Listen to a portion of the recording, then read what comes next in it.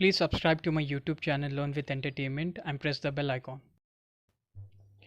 Rail में आपका तबीयत अचानक ख़राब हो जाने पर आपको क्या करना चाहिए? तो सुनिए, तो आपको तुरंत टीटी को इन्फॉर्म करना पड़ेगा और अगर ट्रेन में कोई भी उसकी सुविधा है तो आपको तुरंत दिया जाएगा, वरना कोई भी नियरेस्ट प्लेटफॉर्म में ले जाके आपको और आपका सेहत का जो है पूरा रिस्पॉन्सिबिलिटी टीटी को लेना पड़ेगा। तो आपको बिल्कुल घबराने की ज़रूरत नहीं है।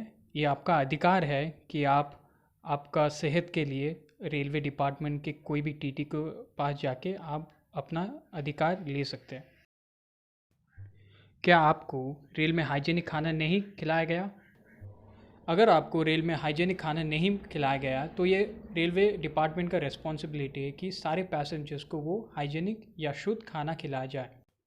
और अगर नहीं खिलाया गया तो आप कंप्लेन कर सकते हैं कोई स्टेशन मास्टर, या आप मेल भी कर सकते हैं इस कंप्लेन के खिलाफ। आपका कंप्लेन इस तरह जाना चाहिए कि मैं यहाँ से वहाँ सफ़र कर रहा हूँ और मेरे ट्रेन नंबर को हाइजीनिक खाना नहीं खिलाया गया है। आप अभी एडवांस में भी अपना खाना जो है बुक कर सकते हैं। अगर आप एसी डिब्बा में सफ़र कर रहे हो और अगर आपका एसी चालू नहीं किया गया या ख़राब हो गया तो आपको क्या करना चाहिए? तो अगर आपको ऐसा कोई प्रॉब्लम होता है एसी डिब्बे में सफ़र करते समय, तो आप रेलवे अथॉरिटी को कंप्लेन कर सकते हैं और ये रिस्पॉन्सिबिलिटी बनता है रेलवे अथॉरिटी का कि आपको वो एसी का किराया वापस करके आपको नॉन एसी का चार्ज वो लगाए। रेलवे में कौन सा श्रेणी में आपका सामान का वज़न कितना होना चाहिए? अगर आप फर्स्ट एसी में सफ़र कर रहे हो तो आपका वज़न 70 केजी से ज़्यादा नहीं होना चाहिए। और अगर आप सेकेंड एसी में ट्रैवल कर रहे हो तो आपका मैक्स टू मैक्स वज़न जो है वो 50 केजी से ज़्यादा नहीं होना चाहिए। थर्ड एसी में 40 केजी और सेकेंड क्लास में 35 केजी। अगर आपका सामान का वज़न जो है इन लिमिट से ज़्यादा जाता है तो आपको एक्स्ट्रा किराया देना पड़ेगा सामान के हिसाब से।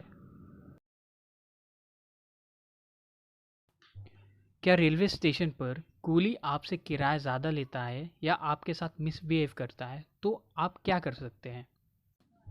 अगर कोई भी कूली आपके साथ मिसबिहेव करता है या आपसे ज़्यादा किराया मांगता है तो आपका ये अधिकार होता है कि आप स्टेशन मास्टर के पास जाए और कूली के हाथ में बंधा हुआ नंबर लेके उनको आपके हादसे के बारे में कंप्लेन करें। ये तो ये स्टेशन मास्टर का रिस्पॉन्सिबिलिटी होता है कि आपको कोई अच्छा सॉल्यूशन दे, और उनके पास यह भी अधिकार है कि वो कूली का लाइसेंस जो है वो रद्द करवा सकते हैं या कैंसिल करवा सकते हैं।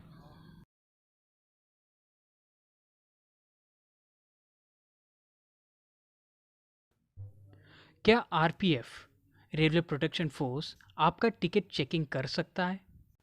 यह आरपीएफ का कोई अधिकार नहीं बनता है कि आपका टिकट वो चेक कर सके, लेकिन अगर आपका सामान ज़्यादा हो जाए या अगर उनको आपके सामान के ऊपर शक हो जाता है तो उनका पूरा अधिकार बनता है कि आपका सामान को वो चेकिंग करे। रेलवे में आपका टिकट चेक करने के लिए बस टीटीई, जिसका मतलब है ट्रैवलिंग टिकट एग्जामिनर, या प्लेटफॉर्म पर TC that is ticket collector का बस अधिकार होता है कि वो आपका टिकट चेक कर पाए।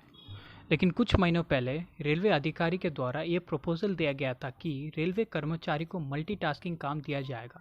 इसके अगर ऐसा होता है तो आरपीएफ को भी टिकट कलेक्टिंग का अथॉरिटी मिल सकता है।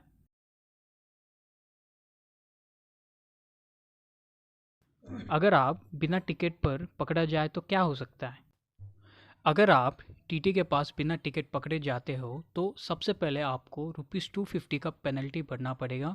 उसके बाद पिछले जिस स्टेशन पे टिकट चेक हुआ था वहाँ से जहाँ तक आप सफ़र करना चाह रहे हो वहाँ तक का किराया देना होगा। यदि पेनल्टी से ज़्यादा किराया हो जाए तो पेनल्टी भी किराए के साथ साथ बढ़ता जाएगा। पेनल्टी से जितना ज़्यादा आपका किराया होगा उस हिसाब से आपका किराया और पेनल्टी दोनों एक साथ बढ़ते जाएगा। अगर जनरल टिकट से स्लीपर में पकड़ा जाए तो आपके साथ क्या होगा?